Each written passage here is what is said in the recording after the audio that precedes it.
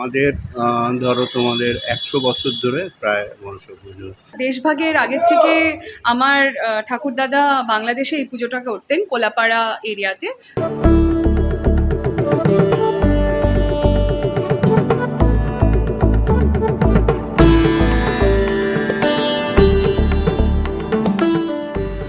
শিলিগুড়িতে রীতি মেনে মনসা মায়ের পুজো চলছে প্রায় প্রতিটি বাড়িতে। শিলিগুড়ি শহরের সাহা, বিশ্বাস ও বণিক বাড়িতে সকাল থেকে রীতি মেনে সম্পন্ন হচ্ছে মনসা পুজো। এবছর সাহা বাড়ির পুজো প্রায় ১০০ বছর পার করলো। আবার অপরদিকে বণিক বাড়ির পুজো ৭৩তম এবং বিশ্বাস বাড়ির পুজো ৩০তম বর্ষে পড়ল। তবে শিলিগুড়ির এই তিন বনেদি বাড়ির পুজোয় রয়েছে একাধিক ইতিহাস।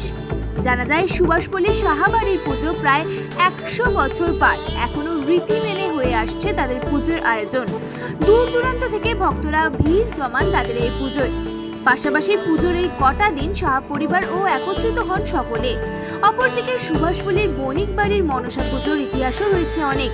জানা যায় তাদের পুজো শুরু হয় বাংলাদেশে, তারপর সেই পুজো তাদের ঠাকুরদার হাত ধরে আসে এদেশে। তবে প্রথমে সেই পুজো হতো দক্ষিণবঙ্গে অর্থাৎ কলকাতায়। স্বাধীনতার পরে সেই পুজো শুরু হয় শিলিগুড়ির বাড়িতে। তাদের এই পুজোর বয়স প্রায় ৭৩ বছরে পড়ল। সুভাষপল্লীর বহু মানুষ ভিড় জমান তাদের এই পুজোয়। এছাড়াও কলেজ পাড়ার বিশ্বাস বাড়ির পুজো ৩০ বছর হলেও তাদেরও ইতিহাস রয়েছে। সব মিলিয়ে শুক্রবার সকাল থেকে রীতি মেনে সম্পন্ন হচ্ছে শিলিগুড়ির সকল বাড়ির মা মনসার পুজোর আয়োজন।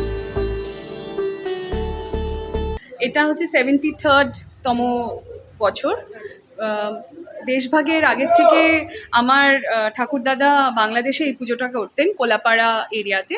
তো তারপর তিনি দেশভাগের আগেই উনি এদেশে চলে এসেছিলেন। আগে কলকাতায় উনি বসবাস করতেন। তারপর যখন উনি এসে শিলিগুড়িতে নিজের পসার জমায়, তারপর নিজের যা হয় না একটা নিজের ভিটার প্রতি টান থাকে, তো তার আগের ভিটায় পুজো করতেন। সেই ভিটার পুজোটাই তিনি আবার এখানে শুরু করেন।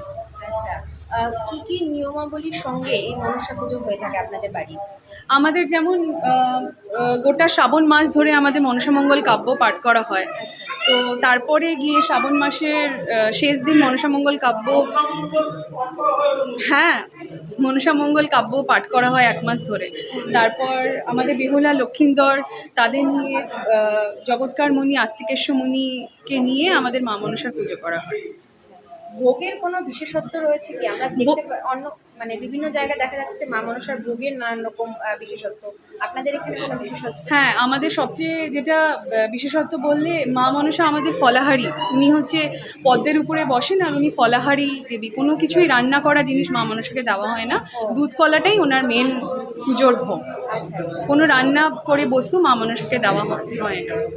এই যে এত বছর ধরে পুজো হয়ে আসছে, তো প্রত্যেক বছর তো আপনারা দেখতেই পাচ্ছেন ভক্ত সমাগম বেশ ভালোই আমরাও দেখতে পাচ্ছি। তো সব মিলিয়ে কি মনে হচ্ছে, কি বলতে চাইবেন আজকের এই বিশেষ দিনটিতে? মা মনসার পুজো আমাদের কাউকে এমন হয় না যে আমাদের নিমন্ত্রণ করতে হয়। যারা প্রত্যেক বছর আসে তারা নিজের স্বেচ্ছাতেই মায়ের টানেই তারা প্রত্যেক বছর আসে। কোভিডের পরে একটু ভিড়টা কমেছিল, তারপর আবার ভক্তরা বিভিন্ন জায়গা থেকে এসছে। কোভিডের মধ্যেও আমাদের পুজো বন্ধ হয়নি, তখনও কোভিড প্রোটোকল মেনে পুজো করা হয়েছে। এখনও আবার ভক্তবৃন্দরা যারা শিলিগুড়ির বিভিন্ন জায়গা থেকে তারা নিয়ম মেনে তারা এসে মায়ের পুজো করে। প্রত্যেক বছরই হয়ে ছোটোর থেকে আমরা দেখে এসেছি, এখনও তাই হয়। আমাদের ধরো তোমাদের ১০০ বছর ধরে প্রায় মনসা পুজো হচ্ছে, আমার ঠাকুরদাদার পিরিয়ড থেকে হয়। তারপরে এরা আমার ভাইপো, বড়দার ছেলে, এরা করছে এখন। আমরা সবাই মিলেই করি আর কি। ধরো সবটা মিলিয়ে ১০০ বছর হয়। সম্পূর্ণরূপে তো ঘরোয়া পুজো। সম্পূর্ণ ঘরোয়া। এটা কোনো বারোয়ারি পুজো না, এটা কোনো বারোয়ারি পুজো না, সম্পূর্ণরূপে আমাদের পারিবারিক পুজো। কি নিয়মাবলীর সঙ্গে এই মনসা পুজো করা হয় এবার? এবারই ধরো ৩ দিন ধরে মনসা পূজা হয়। প্রথম দিন বোধন হয়, দ্বিতীয় দিন পূজা হয়, তৃতীয় দিন যজ্ঞ হয়। ৩ দিন ধরে পুজোটা হয় এবং চতুর্থ দিনে তোমার বিসর্জন তা হয়। মোটামুটি আত্মীয় স্বজন সবাই আসে, তারপরে বন্ধু বান্ধব যারা আসে, কয়েকশো লোক তো হয়। আর সব মিলিয়ে ধরো এটা তো আমাদের একটা ট্র্যাডিশন, দীর্ঘদিন ধরে হয়ে আছে এবং জেনারেশন আফটার জেনারেশন আমরা করে যাচ্ছি, এবং আগামী দিনেও যারা আমাদের পরবর্তী জেনারেশন থাকবে তারাও এটা করবে। আমরা এইটা একটা লিগ্যাসিটা বহন করে আসছি, এবং আমি আশা করি আমাদের যে পরবর্তী প্রজন্ম আছে সে পরবর্তী প্রজন্মরা এটা করে যাবে। এবং এই আম- বাড়ির মনসা পুজোর ঠিক কি নাম রয়েছে, মানে এই বাড়ির আপনাদের যে পরিবারের যে পুজো হচ্ছে ঠিক কি নামে এটা আমরা বলতে পারি? তেমন কোনো নাম নেই, তবে সকলে এমনি লোকে বলে যে সাহাবাড়ির পুজো, তেমন কোনো বিশেষ নাম নেই, তো প্রচলিত হচ্ছে সাহাবাড়ির পুজো। আপনার নাম? আমার নাম সুখেন্দ্র নারায়ণ সাহা। আর এটা আমার আগে দেশবন্ধু পাড়া পুজো হতো। দেশবন্ধু পাড়া আমার বাড়ি আছে।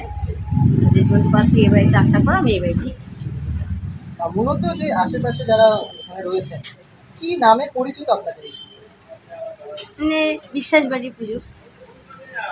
বেসিক্যালি দেখতে গেলে মনসা পুজো গ্রাম বাংলার একটি পুজো, যেটা এখন কিন্তু আস্তে আস্তে শহরেও চলে আসছে, শহরেও প্রচুর জায়গায় হচ্ছে। তো সেখানে দাঁড়িয়ে আজকে মনসা পুজো আপনাদের কি কি রীতি রেওয়াজ রয়েছে এই পুজোকে ঘিরে? বিভিন্ন জায়গায় আলাদা আলাদা রীতি রেওয়াজ, কোথাও 1 মাস ধরে এটা চলছে। না, আমার 1 মাস না, খালি আপনাদের কি কি রয়েছে? আমাদের খালি সংক্রান্তির দিনই পুজোটা হয়। খালি শনিবার মঙ্গলবার আমরা বিসর্জন দিতে চাই না, পরে আমরা বিসর্জন দিই। অনেক জায়গায় দেখা যাচ্ছে মনসা পুজোর কিছু বিশেষ ভোগ রয়েছে বিভিন্ন জায়গায়।